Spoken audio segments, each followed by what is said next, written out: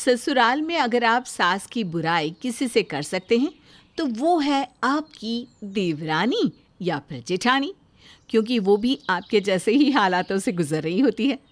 इसीलिए तो कहा जाता है कि देवरानी जेठानी का रिश्ता खट्टा मीठा होता है।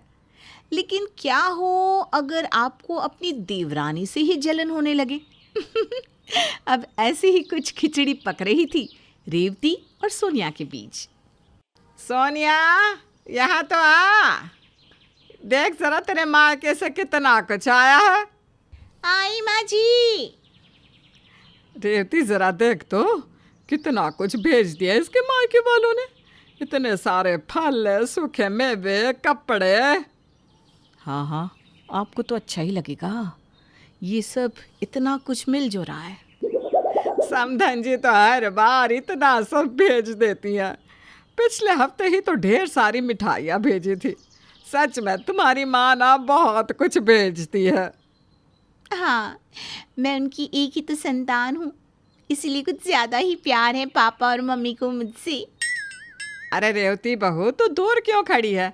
आजा, देख तो सही इसमें क्या क्या है, और तुझे जो चाहिए ना वो तू ले ले। जी नहीं, मुझे कुछ नहीं चाहिए। सोनिया के मायके से आया है ना, वही देखे और वही खाए। आप ऐसा क्यों कह रही हैं भाभी? ये सारी चीज़ें हम सबकी है, आपका भी उतना ही हक है इस पर जितना मेरा है। मैंने कहा ना मुझे कुछ नहीं चाहिए। तुम्हारे मायके से आया है सामान, तुम रखो, मुझे नहीं चाहिए कुछ इसमें से। सोनिया की जब से शादी हुई थी तब से उसके मायके से बहुत सारा सामान आता रहता था, और रेवती के घर से अब इतना कुछ नहीं आता था, जिससे रेवती को सोनिया से जलन होने लगी थी। उसे लगता था कि क्योंकि सोनिया के घर से इतना सब आता है, इसके कारण कहीं उसकी वैल्यू इस घर में कम ना हो जाए। अरे रेवती बहू, ये तो बता कैसा लग रहा है ये सूट मुझ पर? अच्छा लग रहा है। अरे ये सूट सोनिया के मायके से आया है, कितना सुंदर है ना। सच में बहुत महंगा भी लग रहा है। आपको तो सोनिया के घर से आई हर चीज़ ही सुंदर लगती है। ये सूट इतना भी सुंदर नहीं लग रहा जितनी आप इसकी तारीफ कर रही हैं माँ जी। ठीक ठाक सा ही है। क्या ठीक ठाक सा है? इतना महंगा और सुंदर तो है ये सूट। मैं तो आज इसे पहनकर फिर अलमारी में रख दूंगी, किसी खास मौके पर पहनूंगी। भाभी, माँ ने आपके लिए भी ये सूट भेजा है, आप भी पहन लीजिए। अरे वाह, तेरा सूट भी बहुत सुंदर है रेवती बहू। जा, तू भी पहन कर आ। जी नहीं, मुझे नहीं चाहिए। मेरे पास बहुत सारे सूट हैं, मैं उन्हीं में से कुछ पहन लूँगी। पर भाभी, ये सूट आप पर बहुत अच्छा लगेगा, लीजिए ना। नहीं कहा ना, मुझे नहीं चाहिए। पता नहीं इसे क्या हो जाता है, किस बात पे चिड़ी हुई होती है ये। जा, अब देखो गुस्सा नाक पे ही होता है इसके। तो छोड़ इसे सोनिया, ये सूट भी तू ही रख ले। रेवती सोनिया के मायके से आई कोई भी चीज़ या तोहफा नहीं लेती थी, क्योंकि उसके मन में हमेशा ये ख्याल रहता था कि सोनिया उसे नीचा दिखाना चाहती है, जबकि ऐसा कुछ भी नहीं था।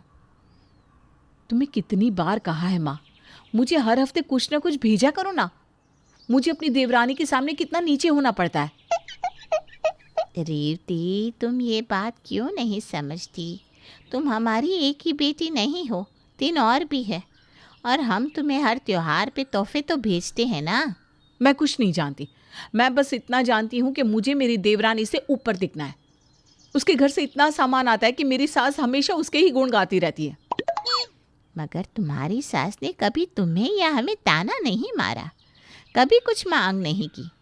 पता नहीं तुम्हें ये जलन मन में कैसे आकर बैठ गई है। तुम मेरी माँ होकर ऐसी बात कर रही हो? मेरी सास मुझे कुछ कहती नहीं, पर वो हमेशा मेरी देवरानी के मायके वालों की तारीफ करती रहती है। उसके मायके से आए सामान को देखकर खुश होती रहती है, जानबूझकर, जिससे मैं नीचे दिखूं। ये सब तुम्हारे मन का वहम है बेटा।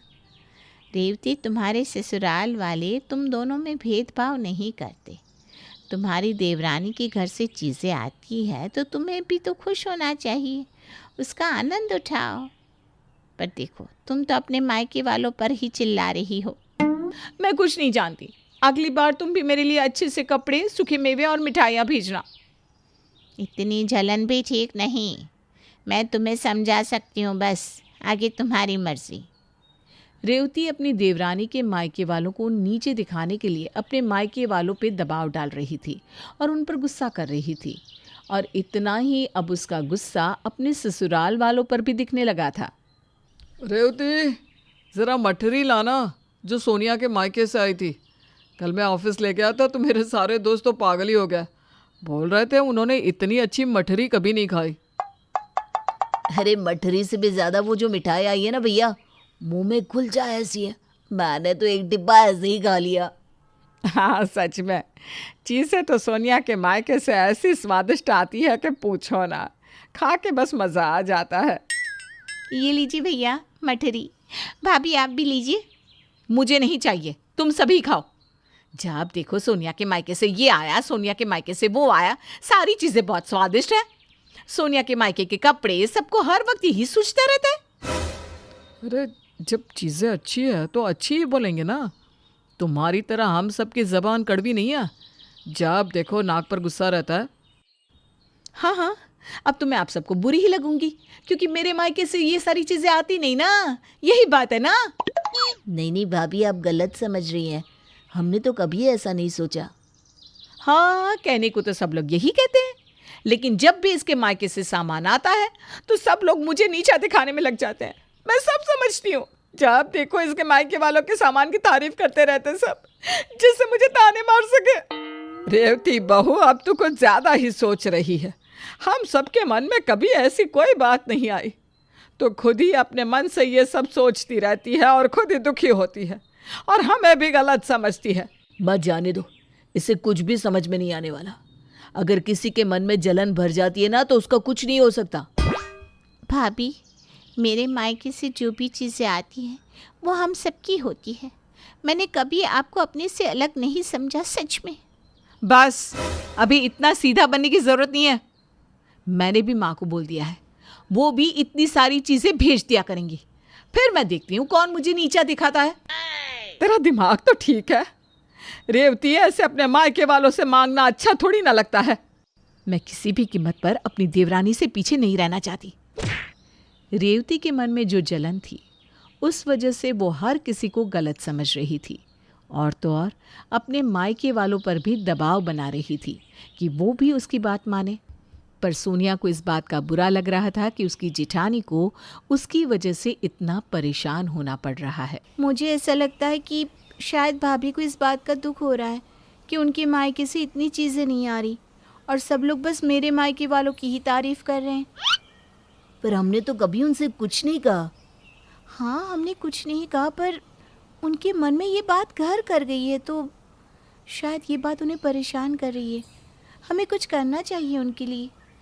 पर हम कर भी क्या सकते हैं, वो किसी की बात सुनती भी कहाँ है। तुम उनके लिए इतना सोच रही हो, पर वो तो तुमसे हर वक्त गुस्से से ही बात करती है। क्योंकि मन दुखी हुआ है ना, इसलिए। माँ जी हर वक्त मेरे मायके वालों की तारीफ़ करेंगी तो उन्हें बुरा तो लगना ही है ना। अच्छा ठीक है, तुम ये बताओ तुम्हें क्या करना है, कैसे हम उनकी मदद कर सकते हैं। मैं सोच रही थी मैं कुछ अच्छा सामान खरीद कर यहाँ भिजवा दूँगी और कहूँगी कि वो रेवती भाभी के घर से आया है। इससे उनका मन भी खुश हो जाएगा और उनका गुस्सा भी चला जाएगा। तुम्हें लगता है इससे वो खुश हो जाएंगी और उनकी नाराज़गी चली जाएगी? हम कोशिश तो कर ही सकते हैं ना रवि। पर देखिए, आप इस बारे में किसी को कुछ मत बताइएगा। ये बात हम दोनों के बीच में ही रहनी चाहिए। ठीक है, अगर तुम्हें यही सही लगता है तो यही सही। सोनिया ने रेवती का गुस्सा कम करने के लिए एक तरीका सोच निकाला और उसने सामान लेकर अपने ससुराल भिजवा दिया, ये कहकर कि रेवती के मायके से आया है। भाभी, ये देखिए तो आपकी मायके से कितना सारा सामान आया है। लगता है माँ ने मेरी बात सुन ली और इसीलिए ये सब भेजा होगा। अरे वाह, कितना सारा सामान आया है मेरे मायके से। मिठाइयाँ, कपड़े, फल। देखिए माँ जी। अरे वाह, ये तो बहुत ही ज़्यादा भेज दिया है तुम्हारे मायके वालों ने। और कितनी महंगी महंगी चीज़ें भेजी हैं उन्होंने। हाँ भाभी, ये सारी चीज़ें तो बहुत सुंदर है। सच में आपके मायके वाले तो बहुत ही दिल वाले हैं। कितना कुछ भेज दिया उन्होंने आपके लिए। वो तो है, मैं उनकी सबसे लाडली बेटी जो हूँ। तुम्हारे मायके वाले तो इसलिए भेजते हैं क्योंकि उनकी तुम इकलौती बेटी हो। यहाँ देखो, हम 3 बहनें और 2 भाई हैं, फिर भी मेरे मायके वालों ने कितना कुछ भेजा है। अब पता चल गया ना तुम्हें कितने बड़े दिल वाले हैं वो। जी भाभी, सच में मैं तो मान गई।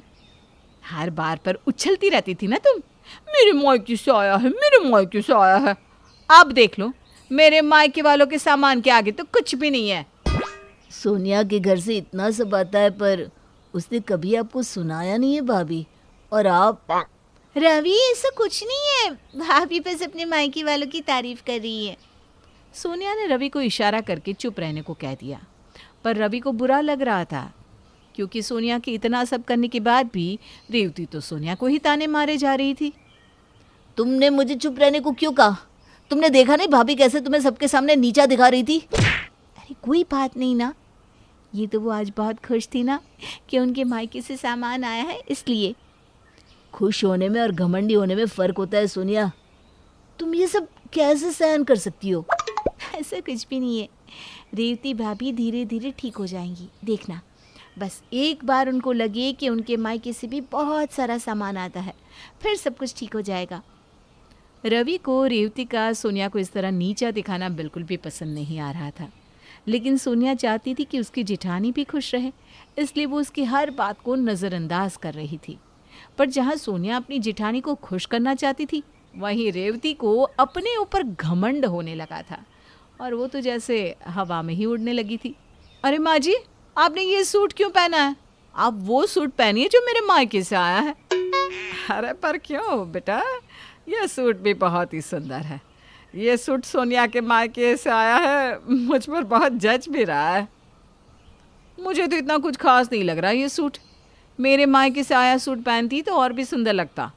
अरे नहीं नहीं रेवती बहू, ये सूट भी बहुत अच्छा है।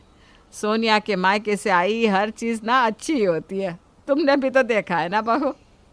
हाँ देखा तो है, पर मेरे मायके से आई चीज़ों की बात ही अलग है। उन्होंने जो भी सामान भेजा है वो बहुत ही महंगा और सुंदर है।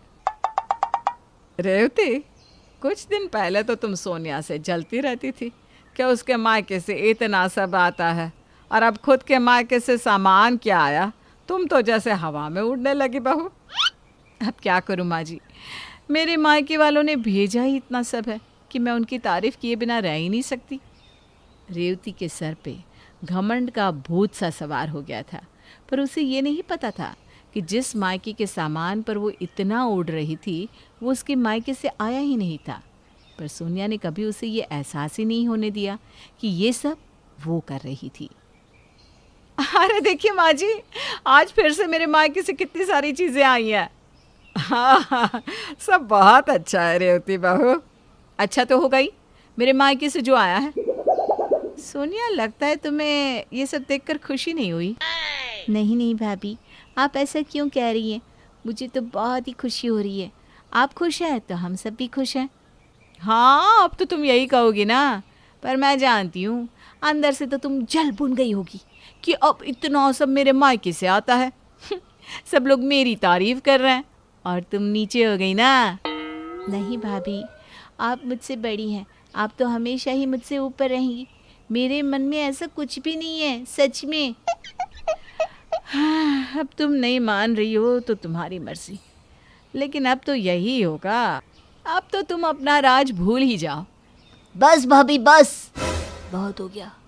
मैं कई दिनों से देख रहा हूँ आप जब देखो सोनिया को ताने मारती रहती हैं, जबकि आपको सच्चाई का कुछ भी पता नहीं। रवि प्लीज आप चुप रहिए। नहीं, अब मैं नहीं रह सकता चुप। रेवती भाभी, आप जिस सामान पर इतना उड़ रही है ना, घमंड दिखा रही है ना, वो सारा सामान आपके मायके से नहीं बल्कि सोनिया ने भिजवाया है, क्योंकि आप उसके मायके से आए सामान को देखकर उदास हो रही थी। उसने आपको खुशी मिले इसलिए ये सब किया, और आप है कि उसी को ताने मार रही हैं, सुना रही हैं। सॉरी सोनिया, तुमने मना किया था पर मैं अब और चुप नहीं रह सकता था। सोनिया, ये सब तुमने मेरे लिए किया और मुझे देखो, मैं पागलों की तरह तुम्हें ही सुनाए जा रही थी, जबकि असली बात तो यह है कि मैं ही तुमसे जलती थी और इसीलिए ये सब कर रही थी। मुझे माफ़ कर दो, मैंने तुम्हारा बहुत दिल दुखाया है। अरे भाभी, मुझे बिल्कुल बुरा नहीं लगा। आप मेरी बड़ी बहन की तरह हैं। आप माफ़ी मत मांगिए। ठीक है, माफ़ी नहीं मांगती, पर अपनी छोटी बहन को गले से तो लगा सकती हूँ ना। रेवती सोनिया को अपने गले से लगा लेती है। रिश्तों में सामान से ज़्यादा सम्मान होना ज़रूरी है, उससे रिश्ता ज़्यादा मजबूत बनता है।